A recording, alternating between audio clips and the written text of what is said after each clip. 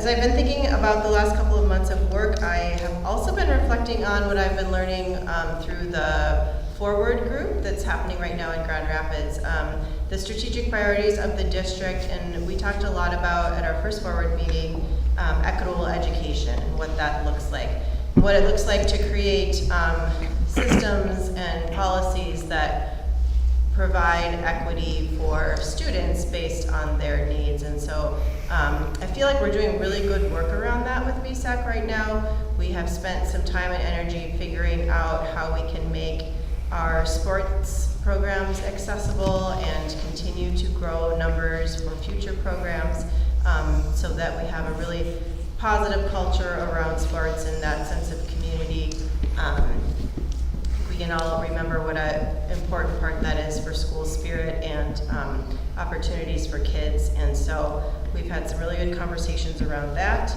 We're starting to talk about our curriculum and what opportunities are available for our students here in Big Fork and how we can make sure that families and students know about that.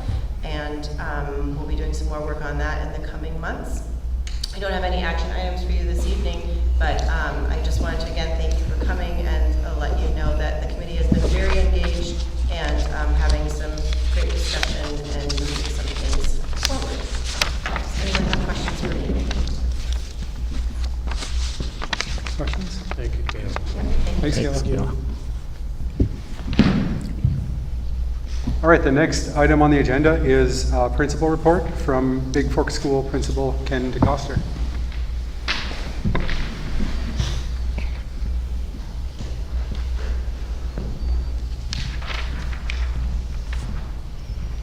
Good evening.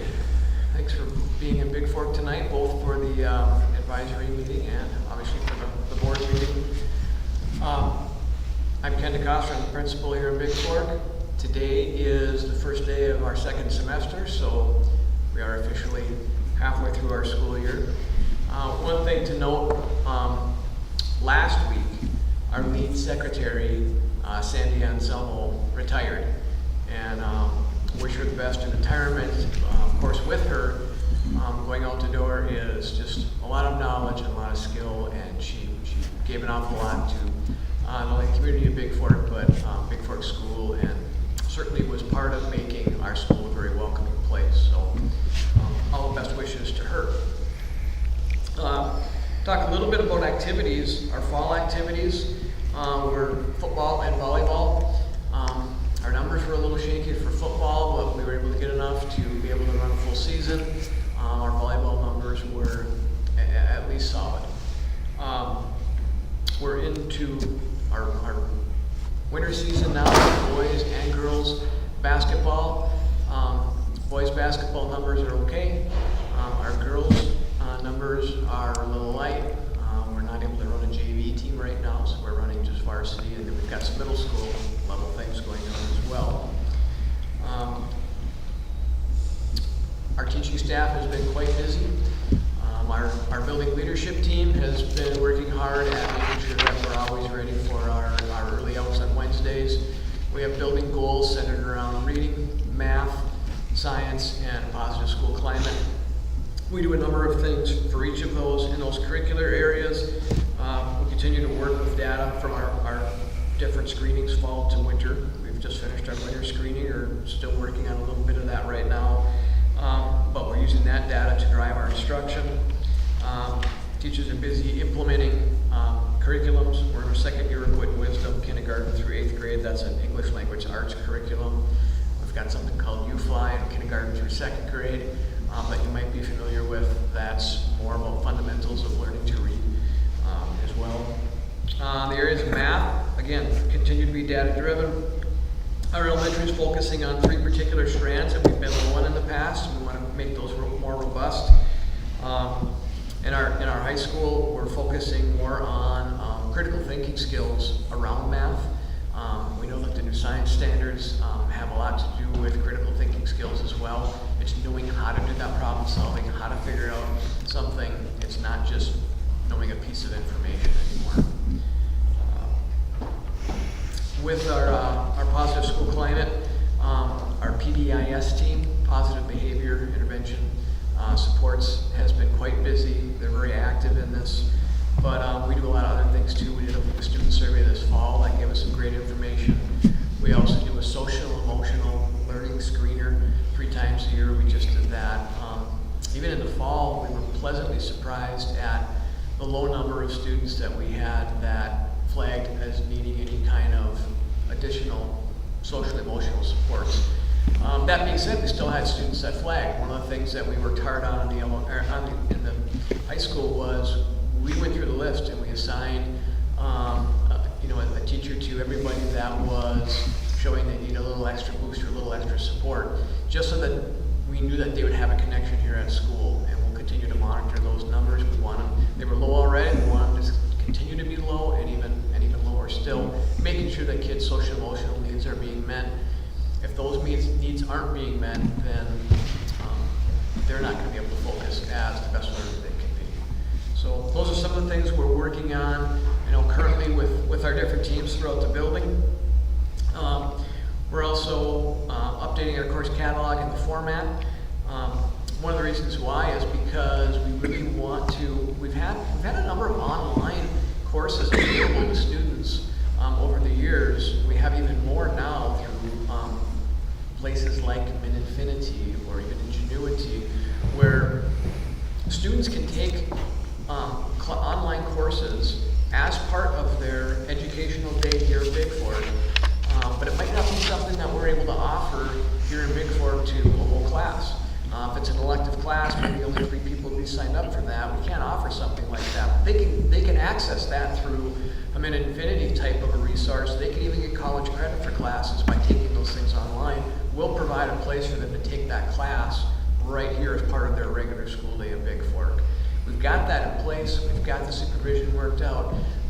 We just want that word to get out so that families, and not only students, but families know that those possibilities are there. One of the other possibilities we've got is, that we're looking at expanding, I should say opportunity that we're looking at expanding is the career internships.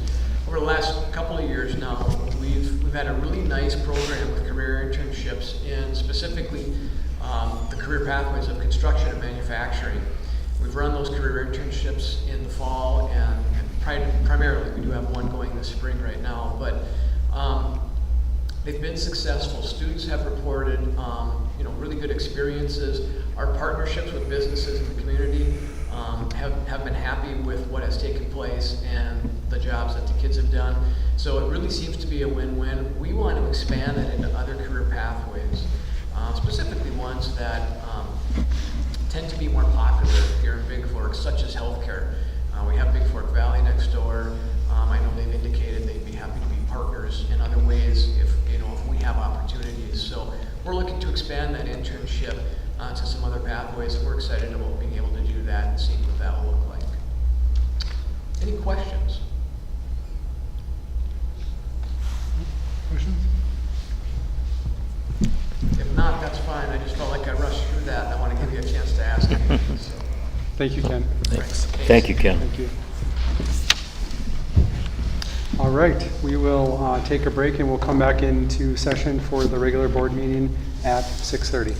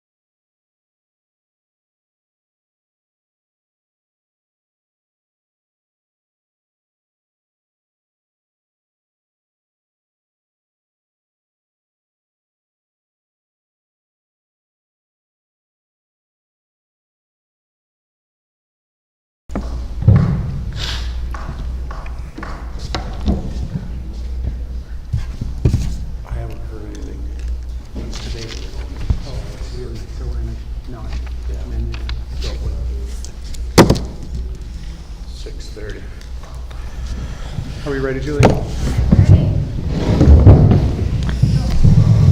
All right, we'll call the meeting to order. Please stand for the pledge.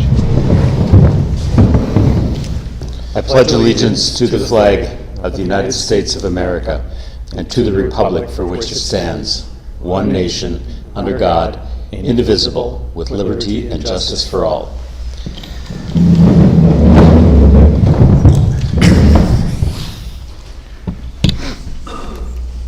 All right, the first item on the agenda is approval of the agenda. Are there any changes? Move to approve. Second by Mark. Moved by David, second by Mark. Any discussion? Julie, is Melissa on? She is not. So do we still need to do roll call votes? No, we do not. Okay.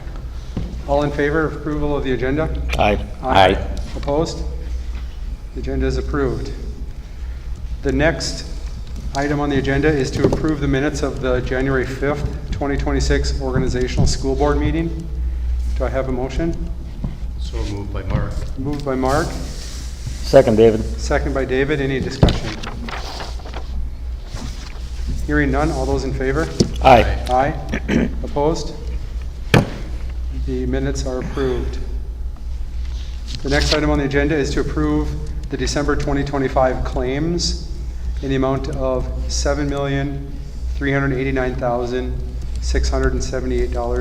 $7,389,678.17. Do I have a motion to approve? Motion by Mark. Moved by Mark, Second by Tom. second by Tom. Any discussion? No. All those in favor? Aye. Aye. Opposed? The December 2025 claims are approved. The next item on the agenda is to approve the following retirements. Casey?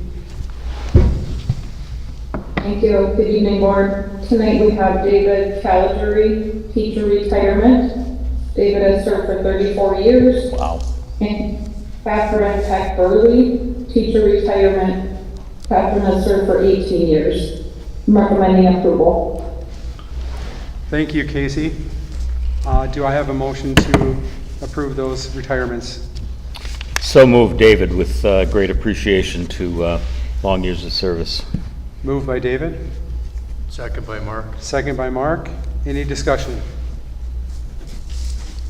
I concur with David. Thank you very much, David and Catherine, for your years of service. All those in favor of the retirements? Aye. Aye. Opposed? Retirements are approved. The next item is to approve the consent agenda. As a reminder, all matters listed under the consent agenda are staffing related and do not require discussion. Do I have a motion to approve? So moved by Mark. Moved by Mark, Second. second by Tom. Any discussion? Oh, sorry, there's no discussion. All those in favor? Aye. Aye. Opposed? Consent agenda is approved. The next item on the agenda is to approve the 2025 to 2027 Ask Me Local 207-1 Service Unit Contract. Casey. Thank you. So before you, you have a deadline and the final contract that was negotiated with the local 207 unit.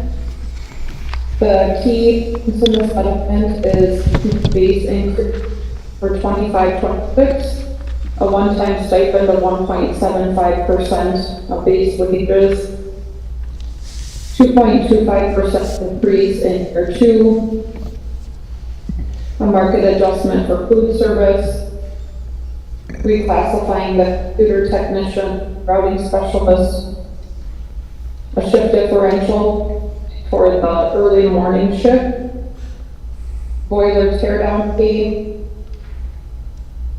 and a few other items that have no financial impact. Board members Mark Schroeder and Tom Gustafson, and admin members Matt Gross, myself, and Tara Lundy negotiated. I'm recommending approval of the 25-27 contract with the AFSCME Local 207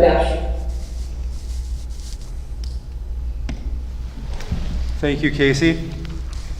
Do I have a motion to approve the contract? Motion by Mark. Motion by Mark, Second. second by Tom. Any discussion? Appreciation to the service members and staff members who negotiated this contract. Thank you, David. Any further discussion? Hearing none, all those in favor say aye. Aye. Aye. Opposed? The 2025-2027 ASME Local 207-1 contract is approved. The next item on the agenda is 2025-2027 Educational Support Professional Local 4850 contract. Casey? Thank you. So similarly for our ESP contract, there is no base salary increase proposed for 25-26. A one-time stipend that fluctuates between $750 and $825. And year two, an average of 2.25% in base increase, which is 50 cents per hour. A 25-cent increase in longevity, and the addition of the 23 to 24 and 25 categories. We're adding 2 hours for annual training for each employee, adding some additional personal time with those over 10 years of service, and some attendance incentives, as well as a few other items outlined in your red line. Board members David Marty and Ash Schmidt, and admin members Matt Gross, myself, and Kara Lundy negotiated with great meeting members. I'm recommending approval of the 25-27 ESP contract. Thank you, Casey. Do I have a motion to approve? Move to approve, David. Move to approve by David. Second? Second by Mark. Second by Mark. Any discussion? Mr. Chair, I would just offer that, whenever you're negotiating contracts that involve no base salary increase like we did in year one, it's difficult, and I appreciate the group's willingness to work with the board and myself and administration on this, knowing that this was an important factor in resolving and continuing to make improvements to our budget situation. So, it's been a difficult road to get to a place that we are, and a lot of hard decisions have had to be made, and I appreciate the group's willingness to be partners in that. I would echo that. The working with the unit was a very positive experience. Thank you, David. Any further discussion? Hearing none, all those in favor of approving the contract say aye. Aye. Aye. Opposed? The 2025-2027 Educational Support Professional Local 4850 contract is approved. The next item on the agenda is board reports. Tom? Participated in our bus driver group, their negotiations, and we're making progress on that. And we've got another meeting, I believe, the end of this week. Tomorrow, okay. And then we obviously had the Big Fork Advisory Committee up here. I really can't say enough. It's great to see the community involved, and the atmosphere is working towards solutions rather than just just throwing arrows at each other, right? And we're making progress, and I appreciate that. So that's all I have. Thanks, Tom. David? Yes, Boys and Girls Club met actually earlier today. The Boys and Girls Club, they're planning a Susical fundraiser event, which is a talent show. It's going to be, we're hoping to raise several $1,000s for the future of the Boys and Girls Club. So that's in the works right now. The event is going to be on March 2nd, and attendance is free. Funds are raised by audience members voting with $1 for their favorite. The Endowment Club has met and will meet again tomorrow. Planning right now is for the staff appreciation event around Valentine's Day. All of our staff members will get a cookie from the Endowment Club and a heartfelt thank you. We attended the Tribal Nation Education Committee at Big Bear Lodge, and I think maybe Matt, you might follow up on that a bit. It was an incredibly powerful experience, and I do want to add that our team from Grand Rapids made a presentation. Our staff was extremely well-spoken, well-represented, and incredibly well-respected. They were referred to frequently as the model of the way to do things, and I was very impressed with that. Minnesota School Board Association Conference this past weekend. I attended a session on new math guidelines coming down, and that's going to be, surprisingly, we think math is math, but with the new guidelines, there are some real adjustments going that people are dealing with data rather than specifically geometry or trigonometry, the traditional things. That's included, but there's more, it's going to be a lot fuller, more full experience than what we've seen in the past. And our own Matt Gross made an incredible presentation on sources and uses of funding, and it was extremely well presented. Matt is to be thanked and appreciated for doing that. Well done, thank you. And bus driver negotiations and ESP negotiations, appreciated working with the staff on the negotiations team. They were very respectful, engaged. It's a tough time for everybody, and we all get that, but everyone came to the table to say, let's solve this, and we did. Thank you. Wonderful. Thank you, David. Mark? Along with Tom and David and Dave, we all attended the Big Fork Advisory today. It was very informative and productive. In addition, I attended the Minnesota School Board Association conference. A couple of highlights for me: there were some really good sessions on AI, and I attended one session on federal funding and where that all stands, and that was very enlightening, I guess is what I would say. That's all I have. Thanks, Mark.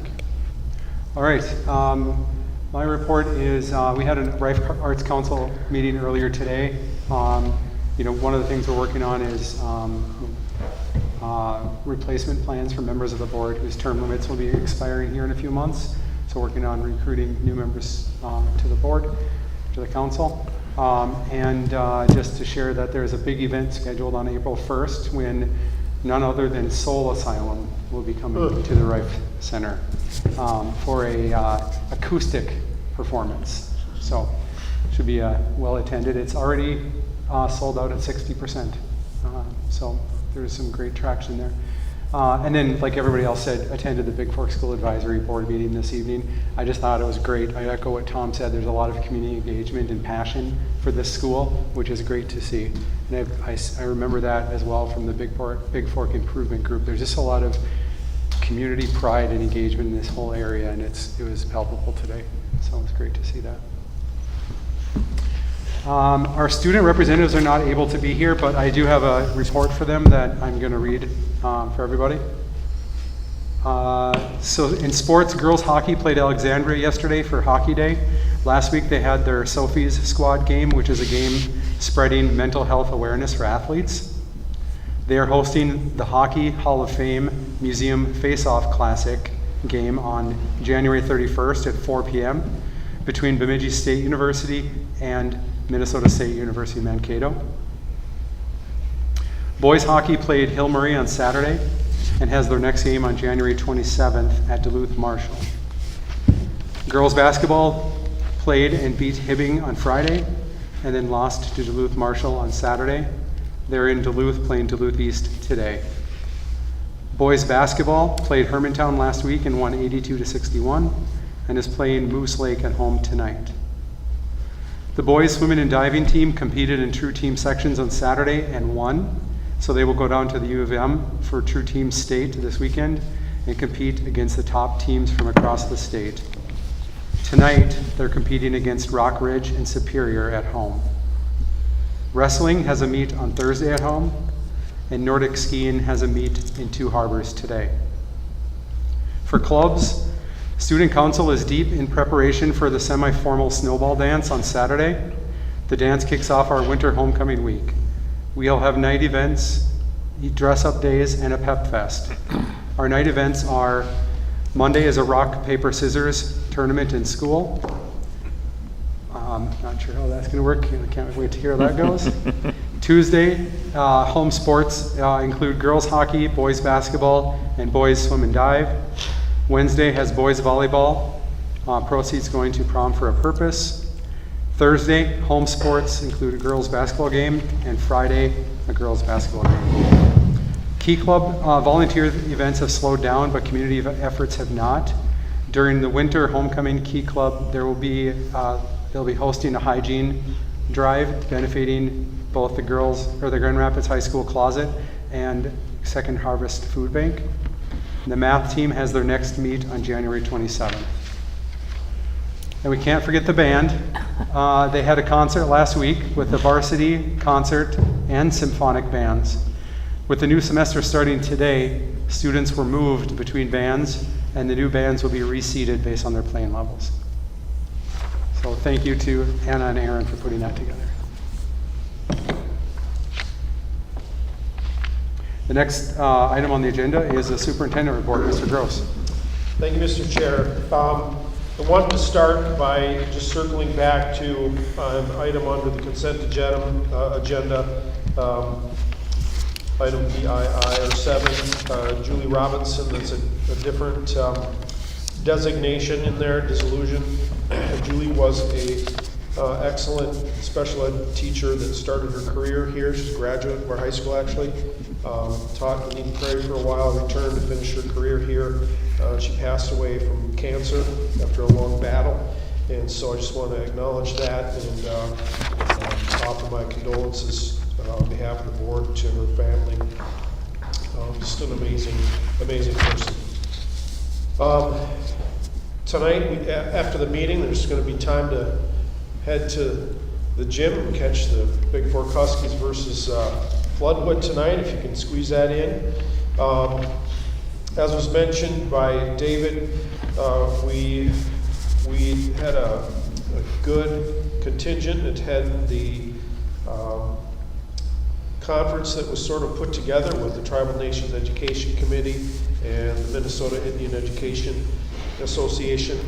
We're required to do consultations every year with the tribes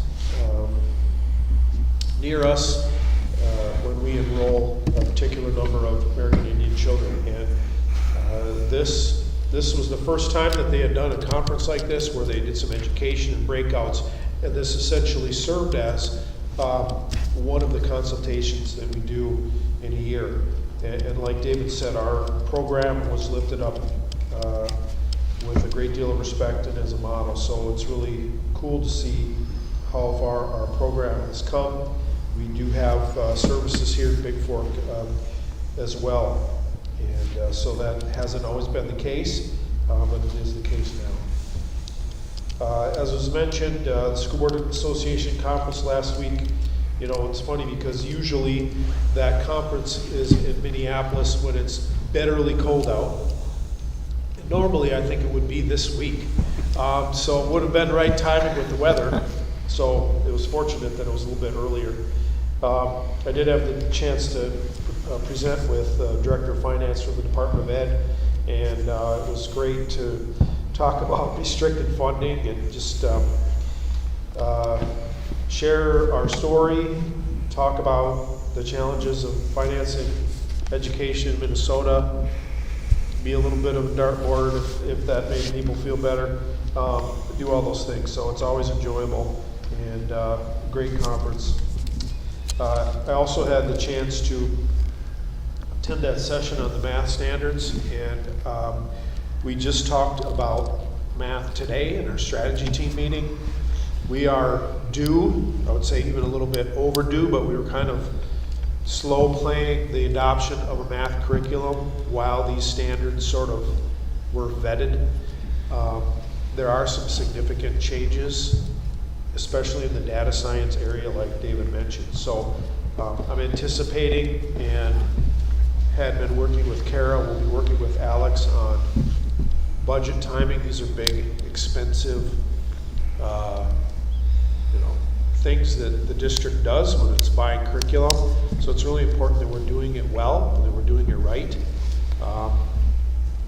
I believe we have a really robust process in place now for selecting curriculum that involves staff at the beginning learning about standards, learning about the shifts in this case, reviewing options, trying options before we commit to any type of a selection and expense. We have options at that point. I think there are a number of ways this could go. We'll be looking at an adoption across our entire grade span at some point. We could do all that at once with one provider. We could break it up if there are strengths with elementary or strengths with secondary. But one of the things we talked about in our meeting today is, will there need to be changes in the course sequences based on the changes in the standards? So many or most of us went through what I would say is a traditional math program, like the one I taught in, where it was algebra, geometry, algebra 2, pre-calc, calc, and that may be how this plays out. It also may not be like that. And if that's the case, that would have an impact on the registration guide that Ken uses at Big Fork High School, or that we use at Grand Rapids High School. But it sounds like the emphasis on data science is significant, and that is a reflection of workforce, what those needs are out there.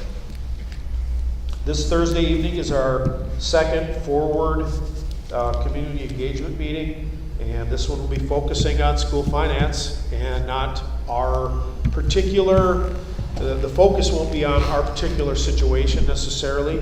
It's really about a, school finance 101, because, as we've all learned, how things work in schools is very different.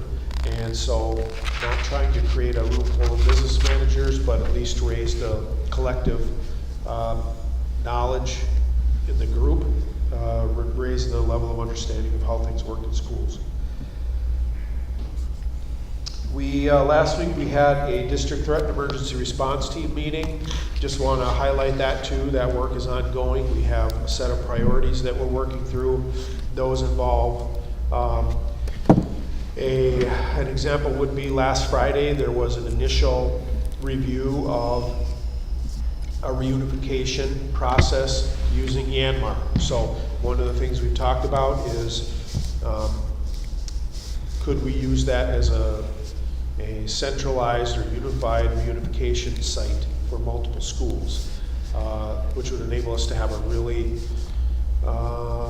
a process for reunifying kids with their parents that the facility is conducive to and that we would use no matter what age group we would need to get connected. And having been through a couple of reunifications, it's a very, it's easy to overlook that. But I remember my first fall here when we needed to get 880 middle schoolers home in the middle of the day. It was no easy feat to do that. And so figuring out how to make sure every kid is accounted for, they're getting in a vehicle, if they're leaving with an adult, that vehicle has the rights to bring that kid home, because that's not always the case.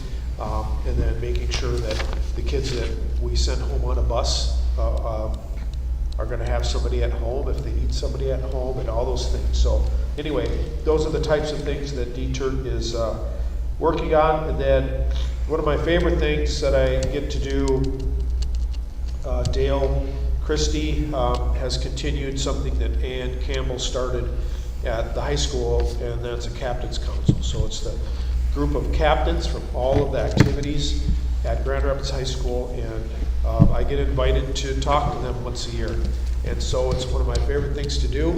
And this last week we talked about culture and what that is and what a captain can do about it. So it was one of my favorite things. That's all, Mr. Chairman. Thank you, Mr. Superintendent. As a reminder, meeting announcements and committee dates are posted on the district website and the designated posting site at the District Educational Services Center. Is there any other business to come before the board? Julie, has anyone signed up to speak at public input? They have not. All right, we stand adjourned. Dave, thank you.